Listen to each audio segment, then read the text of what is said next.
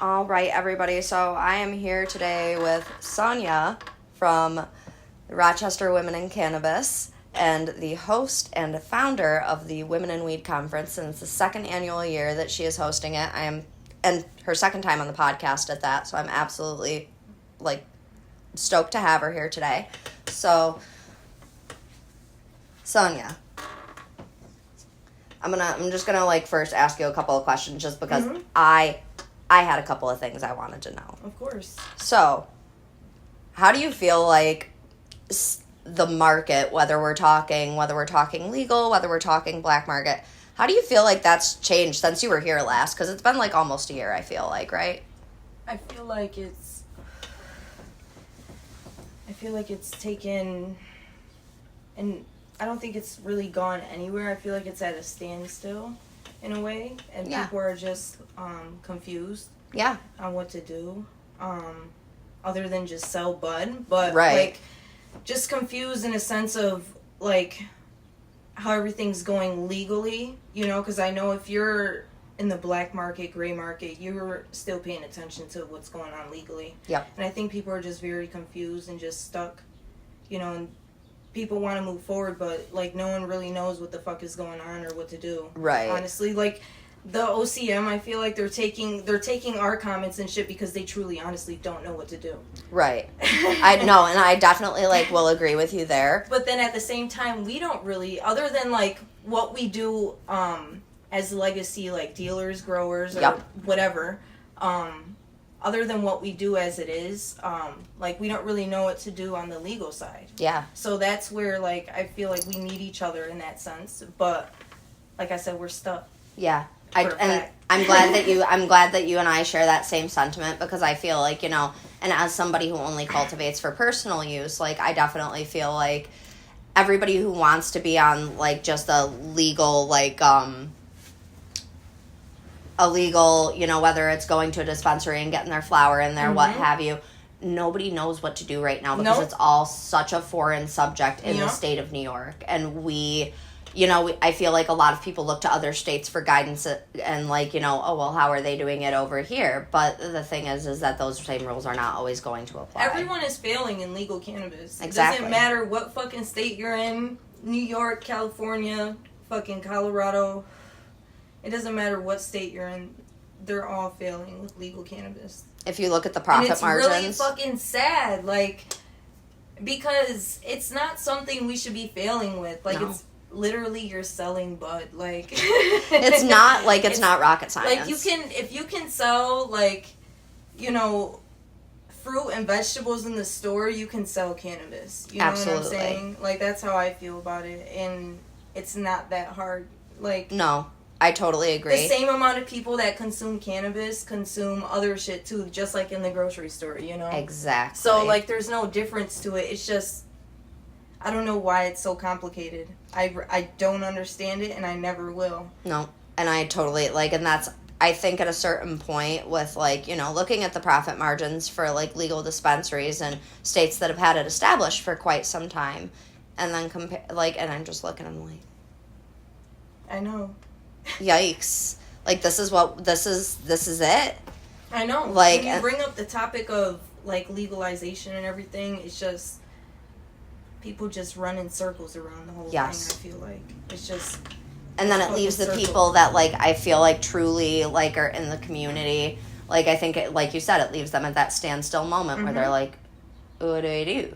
I don't know what to do. And then you get people that get afraid, and they get afraid they don't want to sell their shit anymore. Right. Or they just close up shop all in general, so it's fucked. Yep. No, I completely agree. And you see it so often, people will stop growing and stop doing the things that they love because of fear. Mm-hmm. And that's truly what it is. And I can honestly say I've seen it with friends and other cultivators in the state, out of state, where it's just it's damn, you used to be phenomenal. Mm-hmm. Where'd you go? Mm-hmm.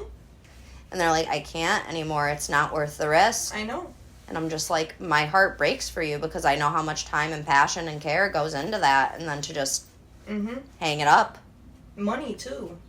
shitload of money too. So much money. Yeah. People don't talk about how much money goes into cultivation. Either because they're embarrassed about it, or they just honestly really just don't want to talk about it. Yeah, I'm one of those people where it's not I'm embarrassed about it. Let's not talk about it, because some people could be like, girl, really, you spent that on some plants? Like, I'll spend that on the house plants too. But, okay, so I'm glad we definitely feel the same way about that, because I know some people feel like, you know, I feel like there will be headway soon for sure. Like, I mean, licenses are being rolled out, so hopefully I know a shit ton were like 200 plus, right? I think something like that, which is awesome. I think it was like 412, I think was the exact number. I think it was like around 400. But, like, there was only 9 that rolled out here. Right. 9 more, which is horrible. Shout out to Brittany Tantalo of Flower City Dispensary. Yes. She needs to get her fucking license. Yes, absolutely. She's been on the list for that. She's got her application in and everything, and she just hasn't gotten it yet. But I'm definitely hopefully in the next rollout, you know, because there's some people like her that she really deserves it. Yep. So, I'm definitely ready to see some more local women in the cannabis industry. Yeah, she's right in Fairport too. So yeah. That would be dope for her that would to be get so her dispensary awesome. license. Hell yeah. And, like, I definitely, like, I mean, personally, for myself, I'm super excited to just see, like, you know, once we fully get to that stage where it's, you know, we're all good, I'd love to see, like, the actual consumption lounges pop up, other networking events like Women+Weed, where it's going to be just this eclectic group of people that just care for nothing more than the furtherance of the community and the plant. That's the goal. I want to have a consumption lounge at some point. Hopefully I get some funding to do that, and when the time is right, a lot of people laugh when they hear that I want a consumption lounge, because they're like, the license for it is never going to come out, or just there's going to be too many regulations and everything. But I mean, I'm excited for it, because that's honestly been my goal for a long time. Like, even before I started doing events, I wanted to do a lounge, and just a place for people to hang out. I don't want to sell weed in there. Just bring your own shit, you know. Just vibe. That's it. Just vibe. Yeah, I'll do, like, theme nights here and there, you know. And other people will be able to use the space, too. So I want it to be, like, basically a cannabis community room. Like a home base. Yeah. I love that. And I feel like that would be such a great thing for the local community, especially like Rochester. I know a lot of like chefs in the community, like people that do like the puff and paint sessions in the community. A lot of people that just don't have the space to do it. I want to give them that, you know, and I know it's going to be possible. It definitely will be. At some point it will definitely be possible, but that's 100% the goal.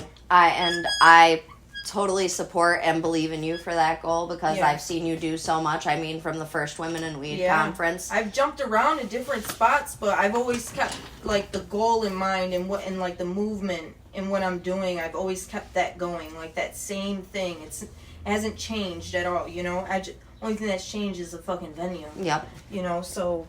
And you know what? And that's one of the things I will say, like, I admire about you for sure, and being being the woman that you are in the community, because I think a lot of women look up to you in the community, and they see. I appreciate that. I personally, like, I know we're a friend level as well, but no, I certainly look up to you, and I think that. I think you that's truly. Definitely likewise. Thank you. For real. Oh, thank you. Because consistency is key, man. No, I feel you, and you've definitely been consistent with your stuff too. And seriously. I appreciate that. Thank you. Because it really, I mean, and it means a lot. And I know you know what I mean as, like, a mother and all the hats that we wear as such. It's hard to maintain that consistency. And you've done the same thing likewise. I mean, and second annual Women+Weed, and, like, having Nikki Lawley, she was there last year as well. Yeah. And I, like, being on a panel with her, like, I was... Yeah, Nikki's great. She's definitely one to listen to when it comes to like the medicinal part of cannabis, because she has the TBI, you know, and that's like a serious thing. Yeah. And she uses the plant for like the medicinal purposes, like not for like maybe once in a while she will probably do it for the psychoactive parts, but definitely for the medicinal part. So I just think that that's great to have someone like that on a panel, because a lot of people can relate to that. Yep, absolutely. And, like, as somebody who, like, I mean, I know, like, obviously, as the host of a cannabis positive podcast, a lot of people think, like, she probably just gets on the podcast and is just, like, getting geeked out of her mind for, like, fun. Like, yeah, sometimes, absolutely, it is fun. Like, I enjoy it. It makes me a little more tolerable of definitely. Stupid people. However, I have endo, and I use it mainly to dull that pain out. And then not only that, though, but also to regulate my anxiety. And I don't think many people realize just how important cannabis is in the medicinal. I know. It's very, like, there's been times where I couldn't even, like, leave the house, you know, due to anxiety or just depression or whatever. And I'll smoke, and that immediately goes away. And I'm like, I want to take on the fucking world. You know? Absolutely. Like, and even, like, for me, like, I know some people, you know, have a different view on, like, you know, consumption positivity with children and things like that. And it's not that I'm like, you know, yeah, Marilyn, mommy's going to go smoke weed. But, like, Marilyn knows mommy's taking a step out for a couple minutes. She'll be right back, and then we're going to play Barbies. That's a fact. And we're going to have a good time. And then maybe we'll eat some popcorn and watch some Scooby-Doo. Like, that's how she sees it. And that's how I feel like, you know, events like Women in Weed and the event that you were hosting with, gosh, I'm so sorry, I'm blanking on the name, mother, where you were doing it at the coffee shop. Oh, yeah, the moms group. Yes, the moms group. Yeah, with Rock Normal. I did one with Rock Normal, but definitely I was doing those mom group every fucking Tuesday. Faithfully, even though, like, I had a few that they had a nice turnout. Right. A couple of them didn't, and that's okay. You know, I'm going to keep them going as long as I get a steady spot, because Bicycle Brothers is closed right now, unfortunately, but until further notice. But hopefully I'll have a stable place to do my mom's groups, but until then they're postponed. But, I mean...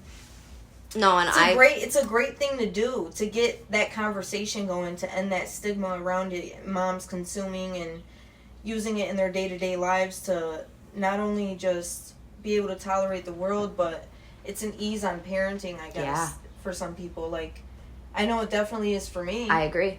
110%. I mean... Like, there's been so many times I've had that mom guilt, you know, and, like, it will eat me up. Oh, my God. Like, I didn't do enough throughout the day. Yes. I didn't make the right food, or I didn't feed them enough, or... There's always something. Just always something. Like, there's always something, and it definitely helps with that. And absolutely. Man, like, I have been in the darkest times before with that shit. You know, like, just crazy mom guilt, and I'm happy I've gotten out of it, but, like... The cannabis definitely helps. Absolutely. And as somebody who, like, I mean, when I had Marilyn, I mean, she was 10 weeks early. So, I mean, like, it was a really scary time for me. Yep. Absolutely. And now, like, I mean, I definitely look at pregnancy totally differently compared to what I looked at it when I had her. Yeah. However, being able to, like, I would go and I would spend 6 a.m. to, like, you know, we'll say 8 p.m. at the hospital, and then I would go home for an hour. I would, like, and I would spend all day at the hospital, you know, pumping, doing what have you, and then I would go home and I would eat and I would smoke. And that would re-regulate me. As you should. And, like, there would be times where, like, absolutely I would feel like, oh my God, like, I'm taking time away. But then I would smoke and I would be like, no. I need to be, like, at my full mental capacity, and, like, this plant is helping me do that. Like, I'm able to go into that hospital every day and put my best foot forward for my daughter, because I know she's fighting just as hard as I am. Definitely. And, you know, we produce endocannabinoids already. Exactly. Regardless. They've been found in breast milk. Yeah, regardless, smoking or not smoking, it's there. So, like, that's one of the conversations we have in the mom group. We talk about, like, breastfeeding and cannabis use and what it can do to your breast milk, what it can't do to your breast milk. You know, talking about use while pregnant. Yep. If you want to consume while you're pregnant. I consumed with both my children, and they're both amazing. They're, you know, smart as hell. I got no complaints. And they're absolutely gorgeous. They're so freaking cute. I can't. Oh, my God. And I did consume with Marilyn for the most part until I did get hospitalized. And then, obviously, consumption was very, very limited. However, for the half of my pregnancy that I was out of the hospital, that was the only thing that got me to eat. Well, I've even told moms too, like, you don't have to smoke just to, like, get your fix, or, like, just to get that medicinal property of it. You know, you don't have to just smoke it. You could get it in tinctures. Right. You could, you know, have it in an edible. You know, you could get it in, like, a lotion or ointment. Like, you don't have to have it, like, as a blunt or a joint. You Exactly. know? And so, I mean, I'm all for it. I've never been, like, against it. I could tell you when I had my daughter, I had a social worker come up and talk to me because the doctor came and told me that I tested positive for marijuana, but my daughter didn't. Crazy. That didn't make sense to me because when I went into labor, I, like, smoked before I went to the hospital. Like, I smoked heavily before I went. And I mean, I'm sorry if you've ever been through childbirth. Yeah, You fucking and should. I had I'm both sorry. my kids naturally, Ooh. so yeah. Yeah. And I give you props. So for real, thank you. And I smoked before I went, and I'm not saying that, like, I wanted my kid to come out positive for weed, you know, but I was very surprised. Right. They still came and talked to me. Mind you, I'm a licensed, like, I have my medical marijuana card. Yep, same. So, like, I have my shit. I'm certified. So they came and talked to me, and I tell them, you know, I have my marijuana card on me if you want to see it. And she's like, okay. I show it to her, and she immediately was like, I have, like, nothing else to say then. Right. Like, it's just crazy what we have to go through in the hospital, too, you know, when it comes to the stigma around cannabis consumption. Pregnant or not pregnant, there's always going to be that fucking stigma. Yep. And for me, like, I remember being in the NICU, and there was actually this nurse who, like, I mean, she was like a godsend. I fucking loved that woman. Like, I'm still friends with the lady on Facebook. That's like, what's up. Like, she was one of Maryland's main nurses. Yeah. And one day she came up to me, and now I was really OCD about, like, smelling like weed. That's just the one thing that I was like, okay, I'm going into this setting where I know that it's automatically going to be stigmatized hella hard. Oh, yeah, you're going to be in a fucking hospital. Right. Yeah. So I'm sitting there and I'm like, you know, double spraying myself, changing my clothes twice before I'm leaving the house, XYZ. So one day I walk in there and I scrub in like I normally do, and this lady walks up to me and she goes, you know, Terry, like, I want to pull you to the side and talk to you really quick. She's like, X, Y, and Z came in here to visit smelling like weed. And I don't have an issue with it. I know you use, I know they, like, I know.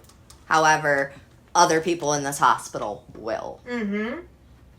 And I want to keep it real with you. Like, be careful. That's when it's time to go get that medical card. Yep. For real. And at the point it was pre-legalization. Yeah. So so I was fucked even more. But, like, I looked at her and I was like, thank you so fucking much. And I looked at her and I was like, can I ask you an honest question? She's like, what? I was like, do I smell right now? And she's like, no, you're fine. I was like, thank you. That's what's up.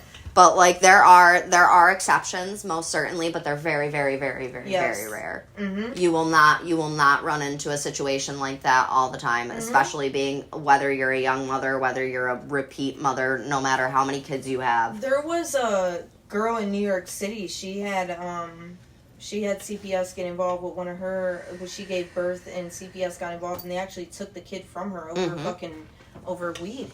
Because the kid came out positive for marijuana, but at the same time, it's just like, it's fucking weed. Like, it's not like the baby's coming out positive for methamphetamine or cocaine or whatever. And that's what blows my mind. Like, come on. I know, at least from being in New York State, I've seen women addicted to drugs still have custody of their fucking kids. You know what I'm saying?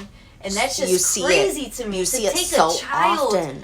Over a plant, like, that is just mind-boggling to me. And I feel like women being in the forefront of, like, you know, ending this stigma, that is going to be the pusher to make people realize, like, this is a tool that we were all given to use, and, like, we need to treat it as such. I believe my labors were easier because of it. Yeah. You know what I'm saying? Like, especially when I was in labor with my daughter, like, I I definitely feel like that was a huge, like, just relief, because I wanted to get that epidural. I really wanted to. You remember? I fucking wanted that, and I just, you know, I'm glad I didn't. Right. But, like, the cannabis definitely helped, for real. Smoking before I went in the hospital, that shit helped tremendously. See, and, like, for me, like, so I had Maryland cesarean for a couple of different reasons, which, I mean, you know, I'm totally cool with. Like, I mean, one, she was way too small to even go through, but she was also flip-flop, so placenta was where she should have been. So I had no choice but to have a cesarean, but I swear to God, the second I, like, first things first, like, I got out of surgery, and, like, they told me, all you gotta do is wiggle your toes. Well, girl, birth is birth. It doesn't matter. No, C-section or not. Girl, so, like, birth my is ass birth. was in bed, and I'm, like, wiggling I'm, like, trying so hard. I'm, like, they wiggling yet? You see them? My niece is like, Aunt Terry, they're not moving. I would have been so fucking scared. Oh, my God. I was, like, sitting there. I'm, like, yo, they're really not moving. And then she made fun of me on the pump, and I'm, like, you're a jerk. But anyways, like, first things first, I got my one toe to move, and I'm dinging that bell so fast. I'm like, nurse, I can feel, I moved a toe. Put me in this wheelchair. Let me go see my baby. So I went and did that, and then immediately afterwards, they were like, well, you know, we got to run some tests and stuff, so it's not really, like, there's not a point for you to, like, be here right now. Like, why don't you go, like, relax and rest? And I looked at my mom and my dad, and I was like, you know what time it is. They rolled me out to that parking lot so quick. Smoke. So quick. What did she just do?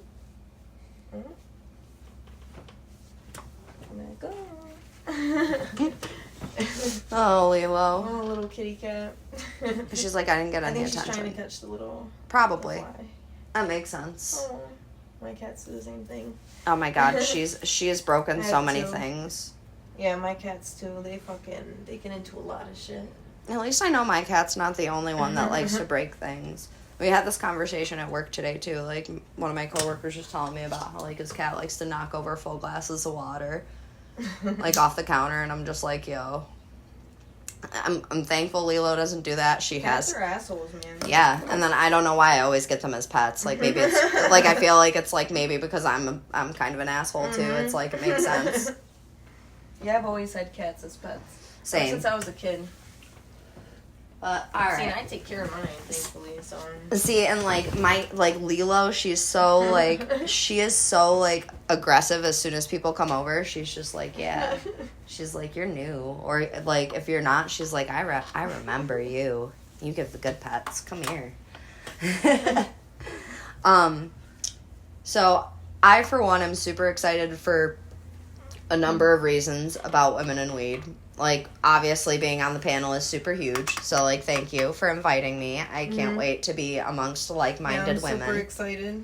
And like I said, to be with Nikki and, like, I'm sorry if EEWC.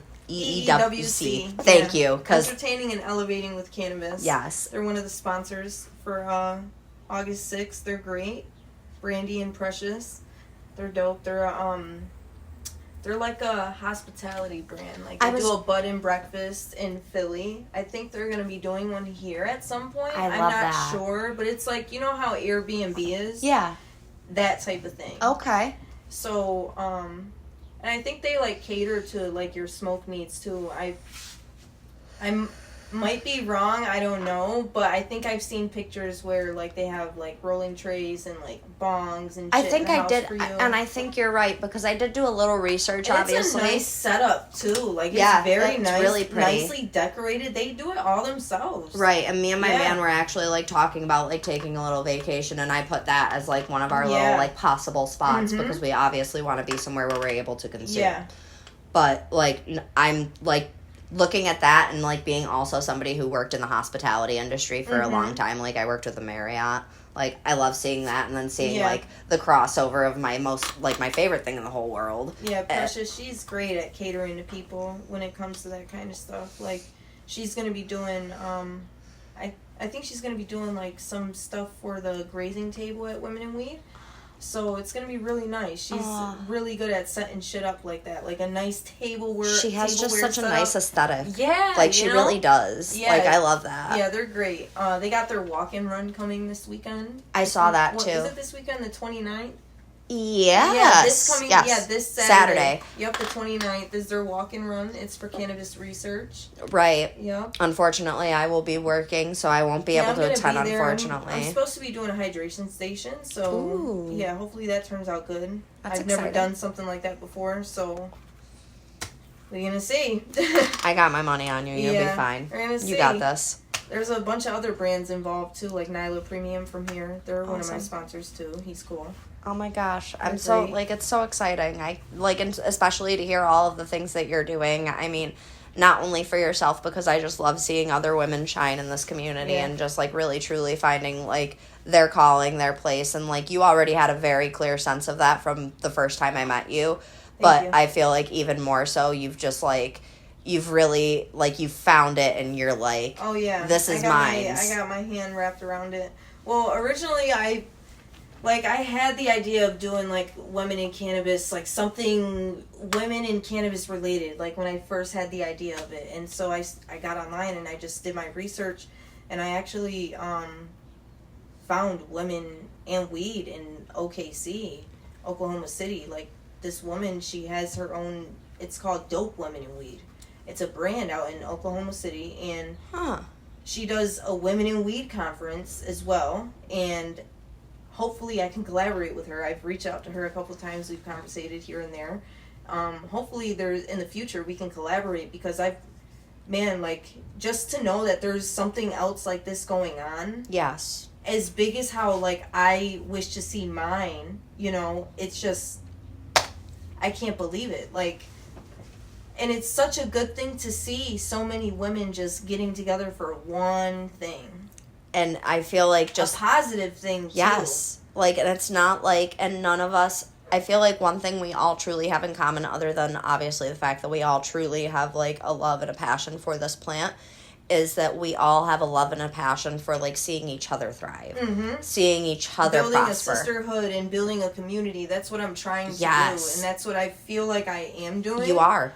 I feel like I am doing, which, let me put that out there, that I am looking for more members on the RWCA board. I'm trying to create a whole, like, board and staff so we can, like, create events and create just a presence here in Rochester, because I feel like we could get funding for amazing things and to put on amazing events for the community, and we can raise awareness. I agree. You know? Absolutely. It's possible, you know, but I need community to come, like, I need it, you know, and I need people to come together, and it's kind of hard for that sometimes, you know, in such a small city like how we have, you know, a lot of people are against each other sometimes, but I know it's possible. It is. And I'm doing it right now. You are. In fact, I'm doing it. Obviously I should say this goes without stating, but, you know, my podcast, we are behind you 110%. I appreciate that so much. Support everything that you're trying to accomplish here in the community. I appreciate that. Because I think we have a very like-minded standpoint on that, is that this should be a community working ethic. I'm about to roll up. I was actually, like, just thinking the same thing. I was like, But, here you go if you want to use the tray again, dear. Thank you. Of course. But, I personally think that, like, more of us, there are more people like us out there. There are more women like us out there. And events like Women in Weed are going to be the launch pad for us to get together and create that movement where it's not only going to be a community effort, a community gathering, it's going to be something that other communities will notice. Yeah, I honestly see this shit, like, being at, like, the Riverside Convention Center at some point. Like, I want this shit, like, at a really nice, huge venue, you know, and I want it to be just this thing that all women from different counties, different areas in New York, they come out to this, you know? And I know it's possible. It is. For real. It is, absolutely. I mean... Because I know there's other women that are after what, like, we're after. Yep. You know? So, absolutely. And you see it so often, and you see it, like... You see it in those, like, especially in, like, also those older women in the community, too. Like, and I love, like, the older women in our community that, like, you get to connect with them, like, and I love being able to, like... That's part of the reason why I do love working at the smoke shop that I do, because we do get a lot of the older, like, heady community.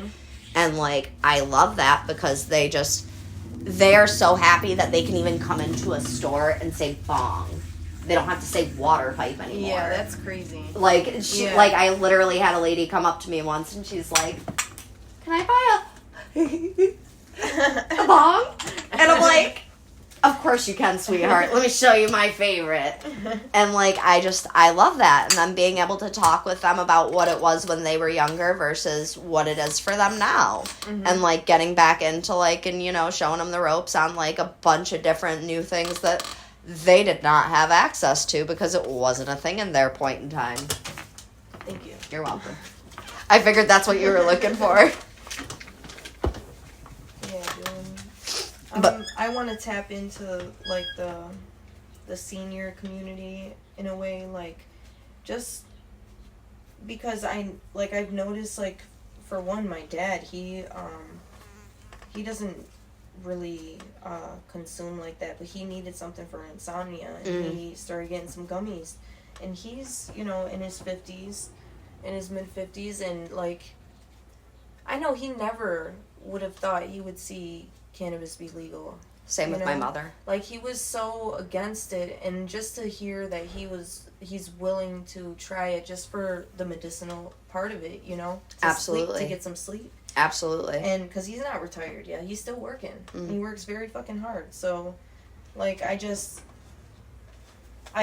love to see it. Yep, I do too. I love seeing it, and I love one of the things that I guess I like about, it's funny because I never really realized it, but, like, when it comes down to, like, strain knowledge and, like, medicinal properties of strains, like, I wouldn't say, like, I know everything, but I know quite a bit just because that was part of the reason I started to consume tea to begin with.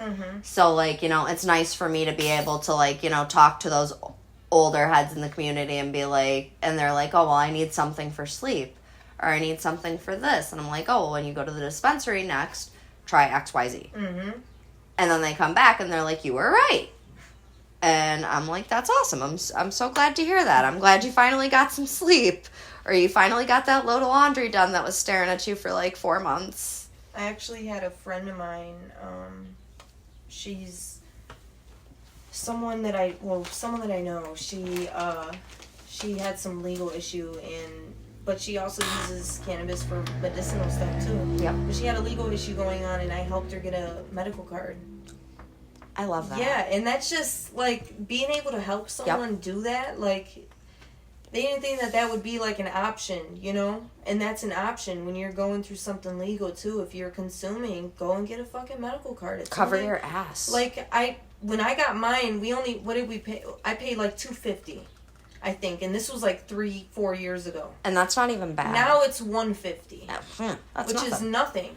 So I mean, to some people it's probably something, but like to me, it's not really too much, you know. So which, like, and obviously, you know, right now it's not too much. No, right? No, I feel you for sure because there's been times that hell yeah, it's been too much. But at the time that we got ours, we were able to pay the $250. But like, when I helped this girl out, I'm like, damn, you only got to pay $150. Right, and you're just sitting there like, damn. Like, where was that when I needed mine? Seriously. No, I feel you. Can I get that again? Thank you. Like, I paid the $250 because it's been a hot minute, and I mean, it was definitely worth it, obviously, just to cover my own. However, I, like, saw it go down to $150, and I was, man, dang it, y'all do refunds or something? But, like, no, definitely, like, I feel like it's an investment that's worth it in the long haul, just to do it. Like, just do it, get it over with. Better safe than sorry. Yeah, goodness forbid.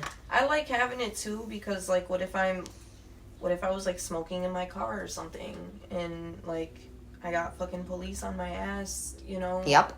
Like, I get pulled over for some dumb shit, you know, and they smell it in the car. I got my fucking card, you know? Not that...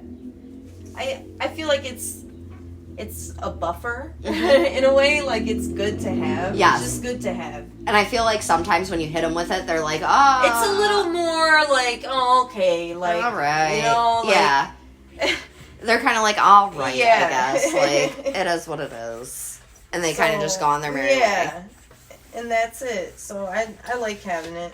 I agree. I definitely think more people should look into getting their card just because, again, better safe than sorry. I'm always the person that errs on the side of caution.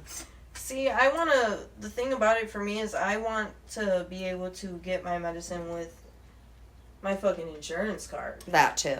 That's what I wish I could do. That would be superb, seriously. And like also to have it like, you know, like just like that guaranteed strain specific like mix to like be the fix all. Because I've definitely like found it before for sure. But it's unfortunately with how everything is, it's not always readily available.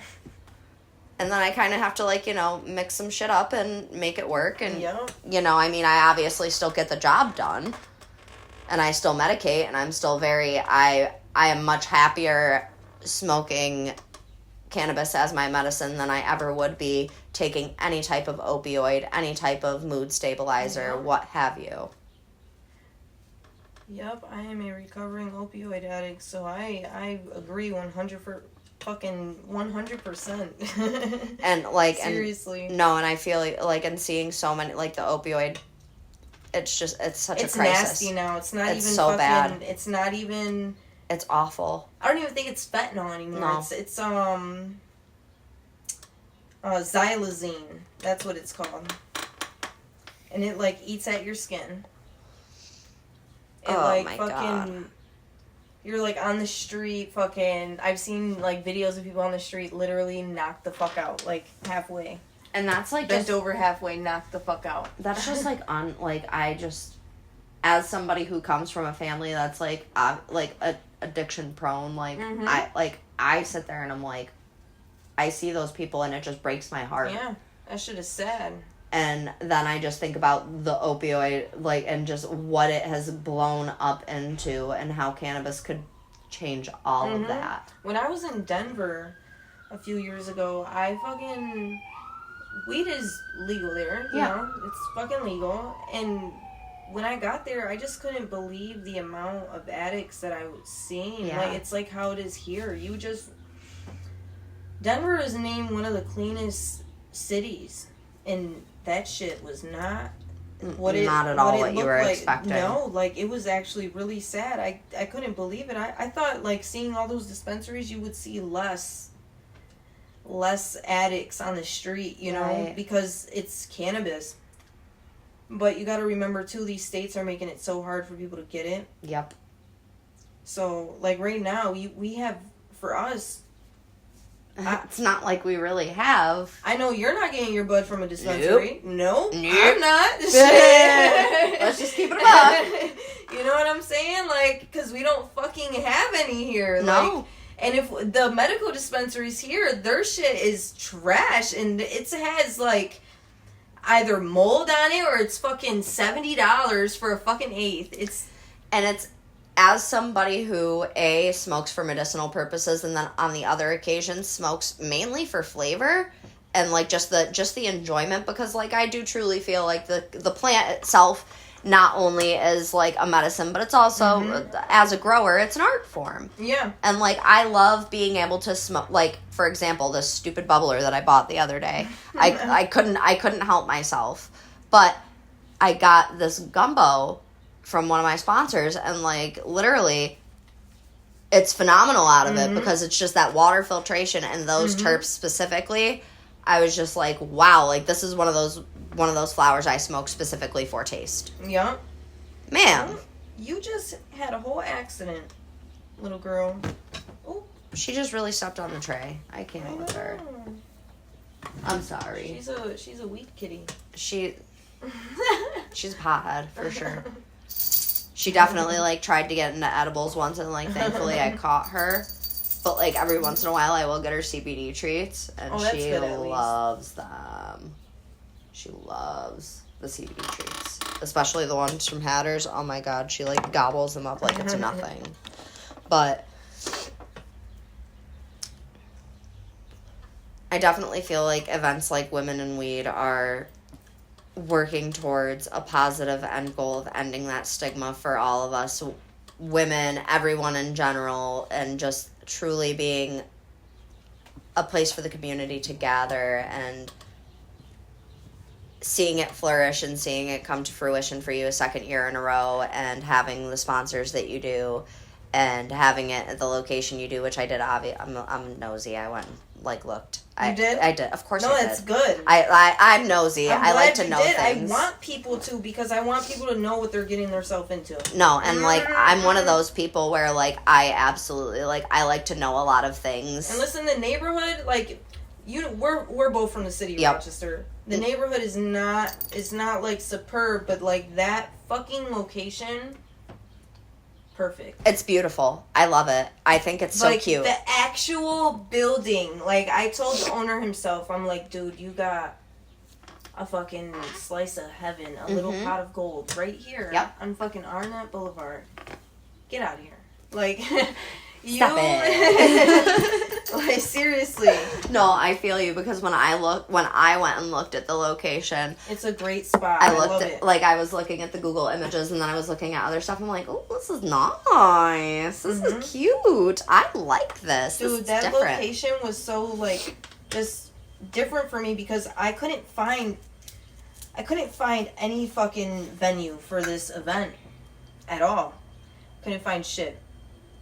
And mind you, I'm not smoking inside. Right. Okay? We have the consumption lounge outside. I'm not smoking inside. So, that being said, I'm like, I gotta find somewhere that's gonna allow me to fucking do that shit. So, I'm like, what do I like the most? Coffee. Mm-hmm. So I'm looking up coffee shops, and that one came up, and I'm like, I never heard of this spot. And I'd never heard of it before either until you posted the actual event before I was even on the panel. Yeah, so, never heard of the spot. I go to visit. I reach out to the Instagram page, and I'm like, yo, can I do an event here? And they're like, yeah, let's talk. So I end up getting a space. And I was just like, this is like it right here, And because I love it. It's friendly for consumption, it's kid friendly. And it's just a great space. No, I completely agree with you. And like when I was looking at the actual like event space on Google, I was just like, oh, this is so cute. Like I love it that it's personal, but it also gives you the room. Mm-hmm. And that's nice to be able to have. I feel like, especially in an event like this, because we obviously want to be able to engage with each other in that like personal aspect, and be able to talk to each other about what this plant is really doing for us and for our community, and how we can bring this plant and our community better together.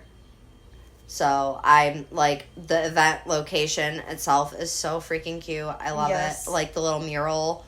It's an owl? No, it's a raccoon. A raccoon. Why did I think owl? I think there might be an owl on that wall. I'm not sure. I feel like I saw an owl somewhere. But yeah, there's definitely a huge raccoon on that wall. And it's funny because like I jokingly call myself a raccoon all the time, because like every once in a while I'll forget to take the eyeliner off before I go to sleep, and raccoon eyes. The artist that painted that, his name is like Crooks or something like that. He's a Rochester artist. It sounds like vaguely familiar. Yeah, he does a lot of different murals all over the city, right?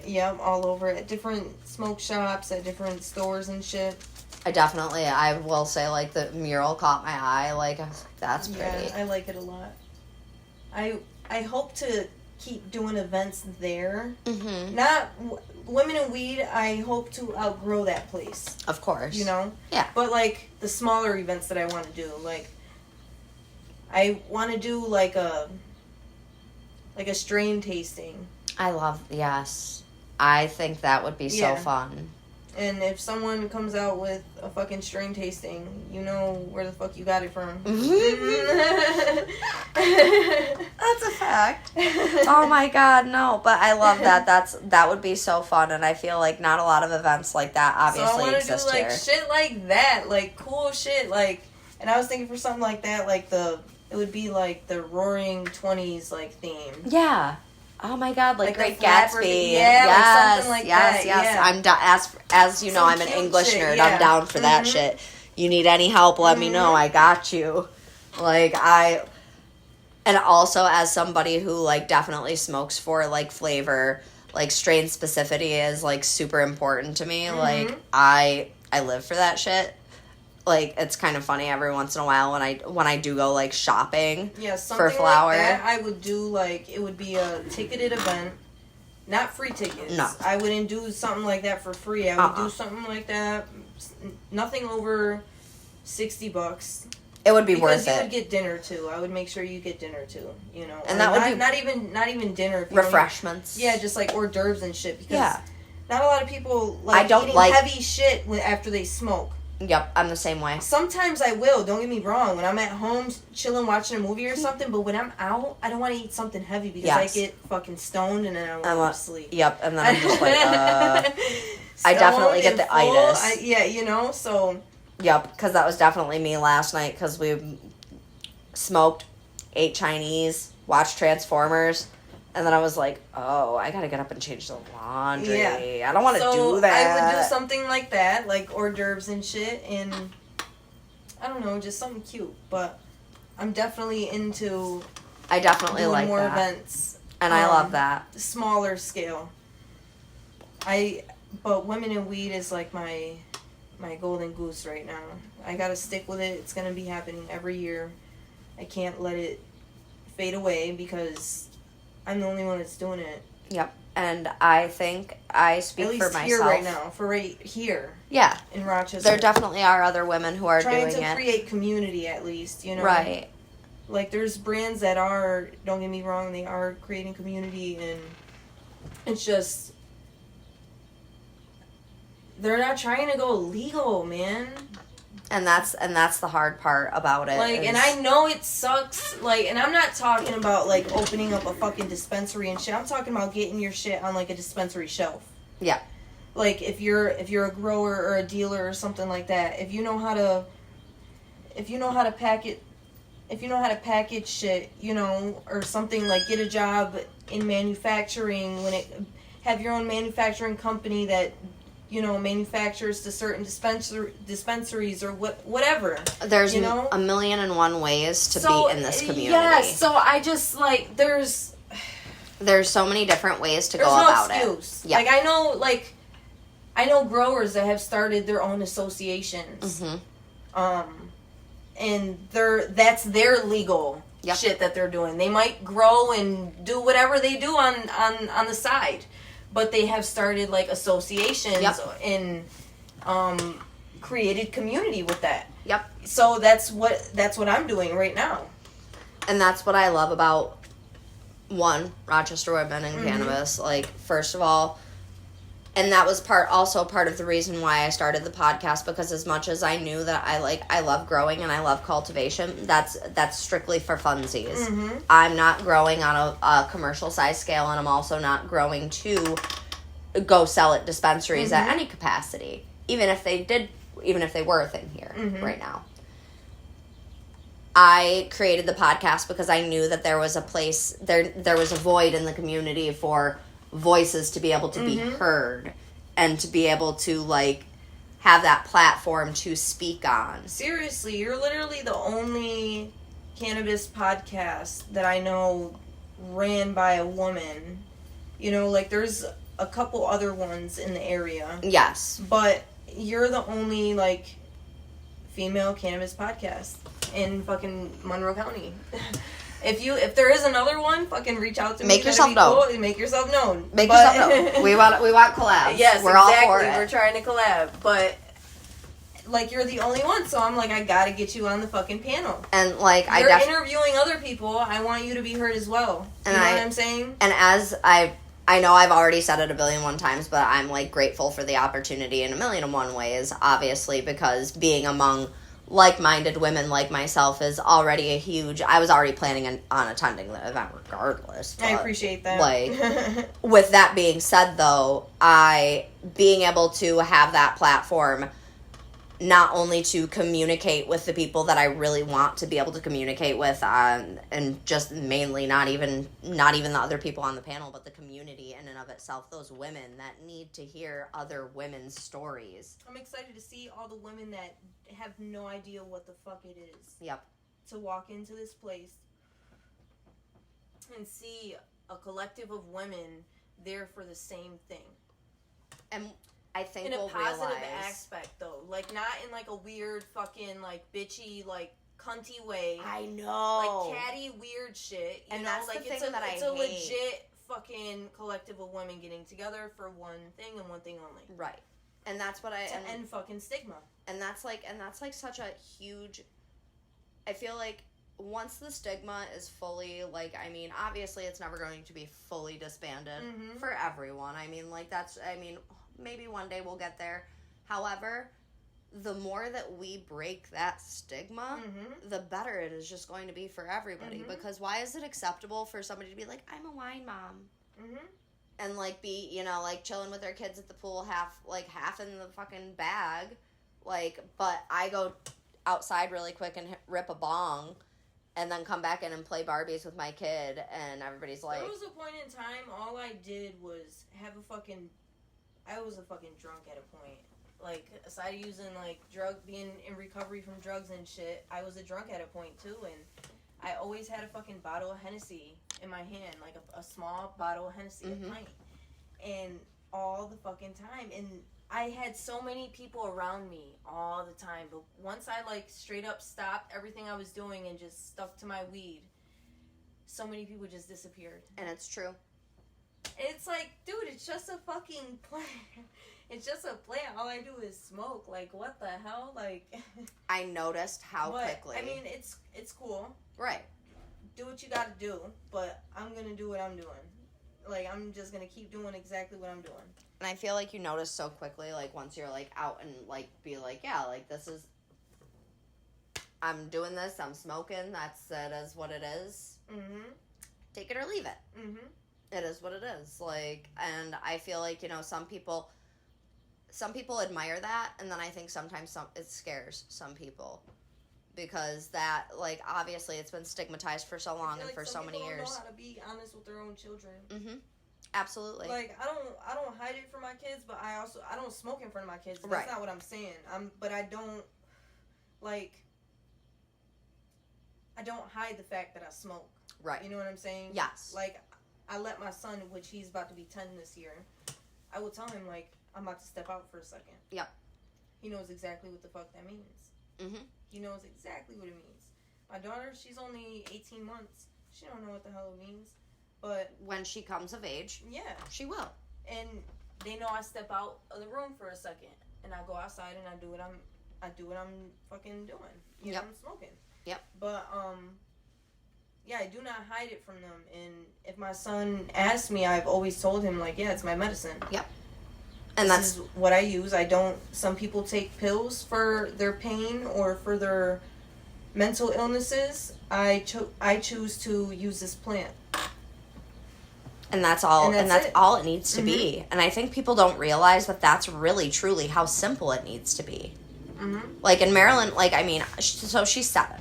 She'll be 7 in October. And, like, I mean, she just recently, like, kind of started to, like, ask questions. Which, and as somebody who was also raised in a very 420 friendly home. I have a book for you, a children's book for you. Ooh. A Why Mommy Gets High book for you, the children's book. My gosh, yes. I got a copy for you, yeah. Oh my god, I'm so excited. I'm glad you got a daughter that's young enough for it, though, because, like, there's some moms that are on the panel, it's not for, like, their kids. Like, their kids are grown. Yeah. You know? Yeah. So, I was planning on gifting them to some ladies on the panel, so I'm definitely going to give you Oh my one. gosh, I'm so excited. Yeah. Thank you. Because I've seen it on there, too, Yeah. and I was like, dang, like, Yeah. I was like, dang, I gotta find that book, and I, like, went and searched for it. No, don't buy it. I got one for Okay, you. I'm excited. For a fact, you can read that to Marilyn, because that book, it helps so much. I didn't read it to my kids because my son, he has an understanding. He already knows. Before I got that book, he just knows his dad he consumes too. Yeah. So we all consume. Right. So it's not something, even his grandparents consume. Yep. So it's not. It's never been a hidden. Yes, exactly. And it's the same thing in our family. And I love that. I love that that's one thing we've always had in common is that, like, our whole families are very 420 positive and if 420 anything, friendly. my son is going places and being like, Mom, this person smells like how you do. Or something like that. You know what I'm saying? I've had Marilyn definitely say, like, yeah. So, yeah, but, definitely read that to Marilyn because that book is so informative on shit. Like, it breaks it down in such a good way for children to take it in and understand it and sort of, you know? Mm-hmm. They're still children at the end of the day, but they can at least get a bit of an understanding. Yes, and I feel like a lot of people don't give children... Of the why. Right. Of the why part. It's not like, oh, I'm just going to do this. You know, it's the why. Right. And I feel like some parents, for the longest, like, will make up excuses, like, oh, I'm going to go do the laundry, I'm going to go mow the lawn, I'm going to go... We talked about that at the moms group, actually, about, like, how to... Because a bunch of the moms were saying, like, that's what they tell their kids, that they're going to go and do the laundry, or they're going to go and do something, but their kids can smell it. And I'm like, you know, just be honest with them. Yep. Like, that's... You don't got to do it in their face, but just be like, Mom's going to go take a break for a second. And what I mean by taking a break is X, Y, and Z. Yep. You know? However, it's like, I feel like when it comes to telling your children, like, that you're going to go partake in cannabis, smoke your medicine, what have you, I feel like that's all, like, dependent on kind of, like, the person that you are and kind of, like, for me, it was always, like, okay, the way my mom did it for me was, this is medicine. And, you know, should you ever one day want to try this medicine when you are of age, I would prefer for you to come to me first because, again, this is pre-legalization. Mm-hmm. So she obviously would... That's exactly what I would say to my son. Like... I would say the same shit to my son. And I plan on having the same discussion with Marilyn because the way I feel... My daughter, too. Yep. Cassie, too. I'm with both. Any, like, child that's in my care. You know what I'm saying? Just because, like my nephews and my niece, same. They know about it, you know. They know I'm the fucking pothead aunt. Same. My niece. I'm like, I'm the cool aunt though. Yep. Like, I'm giving you snacks and shit, and we're playing games and stuff. I got all the cool snacks, and we can play Just Dance. Yeah, you know. So it's not. I don't know. I see a lot of parents here that don't consume. They're just so fucking uptight.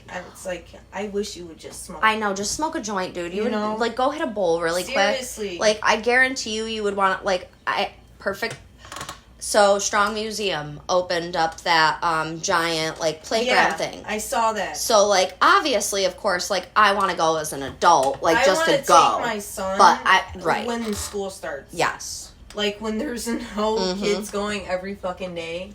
Because it's summer vacation right now. So, once school starts, I think I'm going to take them on one of those days. Because it's crazy. It's so I feel much. like I wouldn't be able to I drove by. Yeah. Madhouse. And then they got the hotel right next door. I know. Yeah.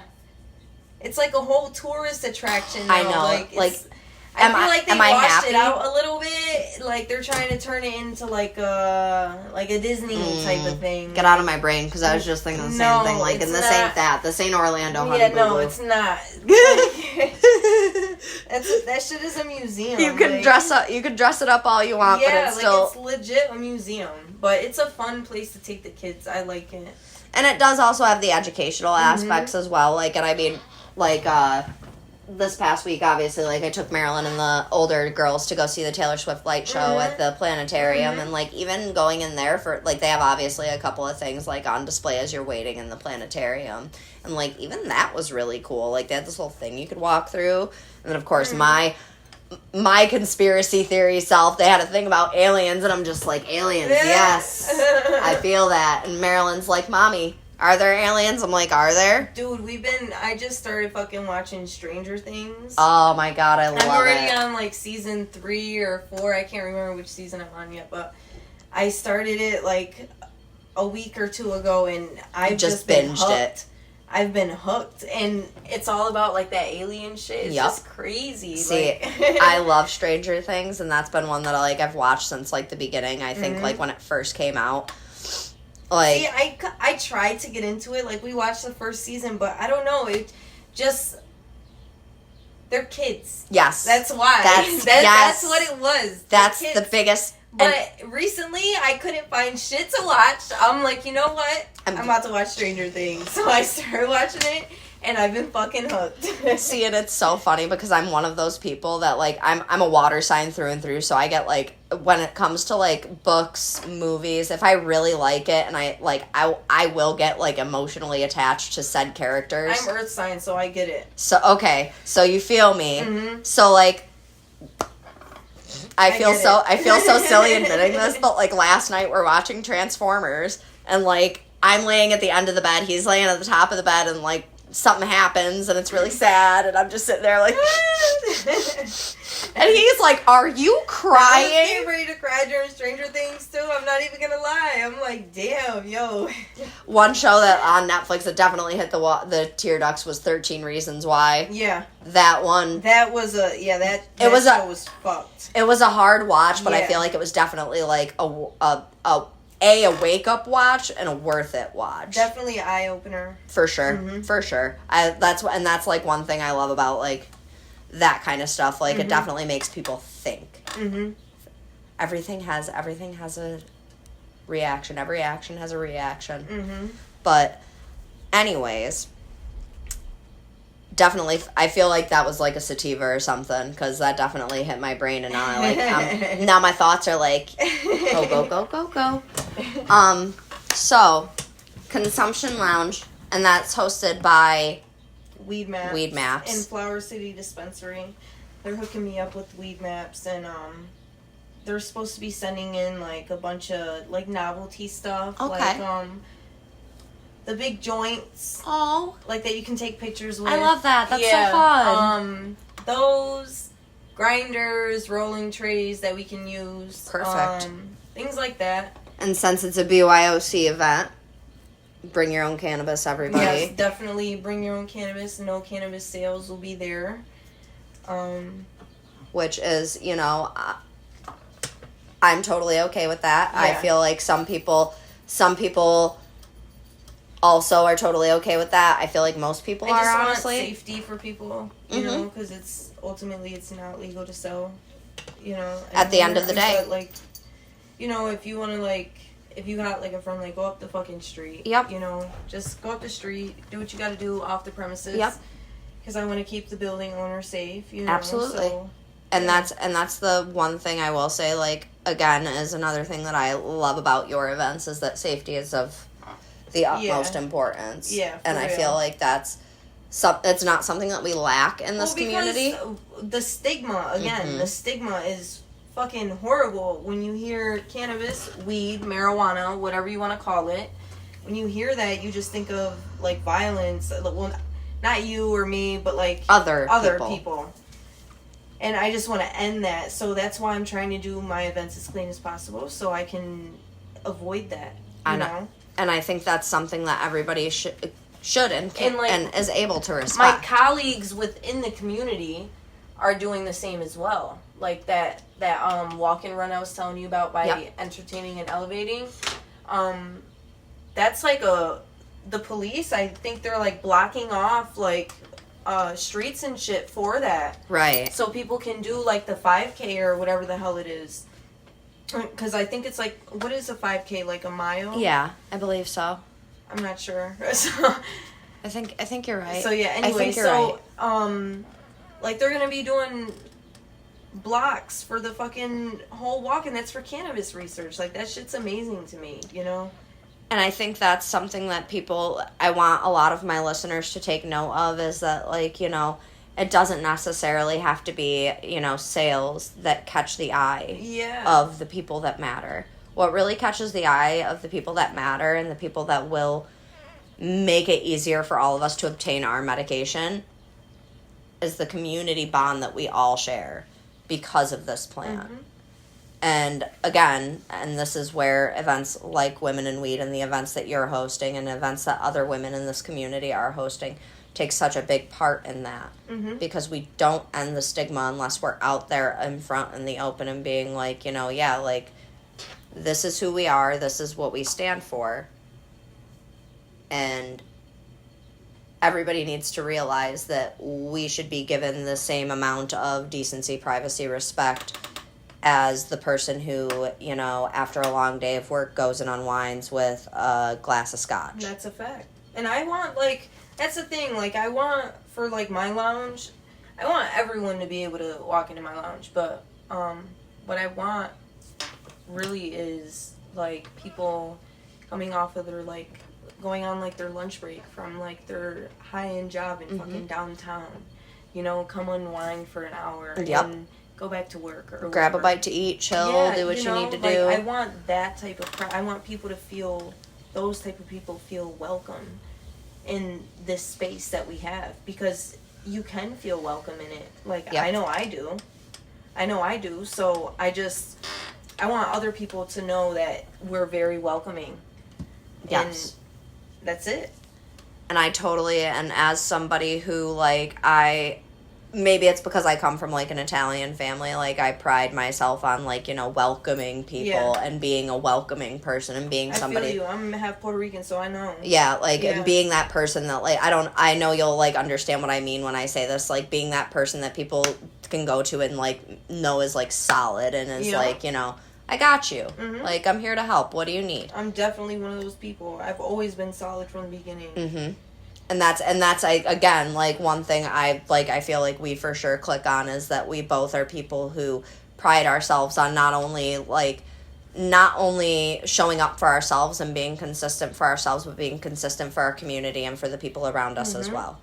And it goes against, again, that negative stigma of, and let's be real, we're probably both very heavy cannabis users. Hell yeah. We just smoked, 3 blunts back to back to back. Mm-hmm. And they weren't small blunts. No, big-ass blunts. Right. We're smoking leaves in here, people. So, with that being said, it goes right against that stigma of cannabis users being that couch potato, meh, or that drug dealer only for themselves, only for the money. Mm-hmm. It shows that we are a multifaceted community that is so much more than what society has painted us to be. Exactly. And again, us being the type of people we are and other people in this community as well, because you see it day in and day out. Mm-hmm. I've had so many people, in this past, 2 years from this community that I've been in it and had those bonds with those people, those brands, whether they're legacy or non-legacy, what have you. Those are the people that show up. Mm-hmm. Those are the people that are consistent. Those are the people that care. I don't have, it's not the people that I've known for 10 plus years, showing love for my podcast, showing love for what I'm trying to do in this community. It's the people that I met a year to a year and a half ago. I feel you. I got some people that, I haven't even met in person that they're going to make their way out here for the event. And that shit is just, I love that shit. Yep. For the fucking movement, for the cause. That shit is fucking amazing. They're making that drive to come and see what the hell we're doing out here. Because we have a scene out here. We're not, don't get me wrong, New York City is fucking awesome. But, we're not New York City, and all these fucking brands are going out there, and there's all these events going on out there. I don't want to be left in the dust, nope. And we're not going to be. Mm-mm. I heard at an event that took place a couple months back, or I don't know exactly when it happened. It was a couple months back, but it took place at the library. The senator and the mayor were there, and they specifically said, they were Rochester is not going to be left in the dust. I appreciate that shit so much as someone that's in the industry, because it felt like for a very long time that we were just caught in the fucking wind with this shit, I agree with you. So I'm happy to be doing what I'm doing, and to be able to do an event like this and to have people that believe in me, and to continue to have people that believe in me, that, and to see that I'm putting in the fucking work for it. You know, I do all my own promos. I do all my own everything. Like, yep. I do all my own captions. I do It's a one-woman show. Dude, I do all my own, like, all the footwork for this event. I'm the one putting up all the flyers. I'm doing everything. You know, I got my husband that helps me. Yeah. But regardless, I'm doing everything. Yep. Like, it's all your, like, it's your so baby. I just, to see that people are, like, embedded in that and they fuck with it, that shit's dope. Like, as somebody who just, like, I've seen your growth from the very beginning, first Women in Weed conference, to where we are now, both respectively in a year, and, like, I'm so happy for you, and seeing just you as, and, like, I just have to say, the little photo shoot that you did, I fucking loved it. So cute. That picture that you gave me for the headshot was fucking everything. Yeah, Erin, she's awesome. She's the photographer for that. I was looking. Dude, that photo shoot was awesome. I had so much fun. You looked like you had so much fun, and we're just so comfortable. She's gonna be doing the photography for Women in Weed. I love that. Yeah, she does everything on film. That's nice. Everything's on film. It's not digital. Okay. Yeah, that's really why it nice. looks so fucking dope. It's not edited like that. I love that. It comes out looks that way. fucking sick. Yeah, like I like dope. that authenticity. So she submitted one of my photos to the FLX 420 magazine, and it's gonna be submitted in one of their issues. I'm not sure which one. Yes. But yeah, they took one of my images. I love that. I'm so happy to hear that. Yeah, I haven't put it out there or nothing yet because I just haven't seen anything about it. But she definitely submitted that shit, and it's gonna be in that bitch. So yeah, be on the lookout for that. And we get it's every. It's not an interview or nothing. No. I don't care about that. But shit, the picture, that's enough. See, and like it was funny because like we get every new issue of FLX 420 at both shops that I'm at, whether I'm at Wise Guys or I'm at Hatters. Yeah. So every time that they come in, obviously, like I go and I look and I'm like, I know them, I know them, I know them. Well, see, this photographer, she's trying to get into the cannabis community, so I was like the perfect person to fucking help her with that. So now she's in the shit. I'm not no fucking like gatekeeper or nothing like that. I'm like, yo, send me her link when you leave, because I might want to use her because I really liked how your pictures look. Yo, she's dope. Dude. They came out so fucking cute, and I was just like, oh my god, like that aesthetic is so perfect for you too.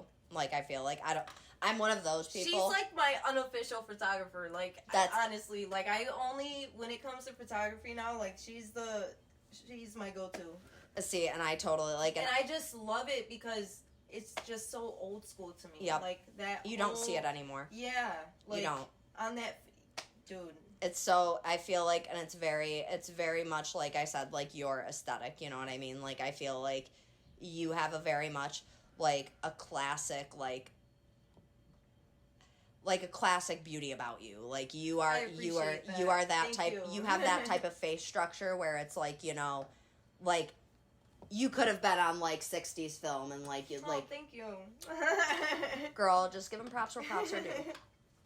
But like that photo set was beautiful. I loved it, and like I saw it and I was like, ooh, okay. You definitely gotta get some photos done by her. Yes, she's awesome. I haven't been modeling as of late for like just different reasons in and of itself. Like personally, I felt like for a while, like it was good for me to like just legitimize the podcast as a podcast separately and not have like, you know, the modeling side attached to it, just because it wasn't muddying it. But don't like limit yourself. Oh no. Like always like just. That's something you can do. Right. You know what I'm saying? Yes, like, absolutely. You know what I'm saying? Absolutely. And like, I feel even like if you don't post them or nothing, get them fucking photos done, right. girl. No, like, I feel you.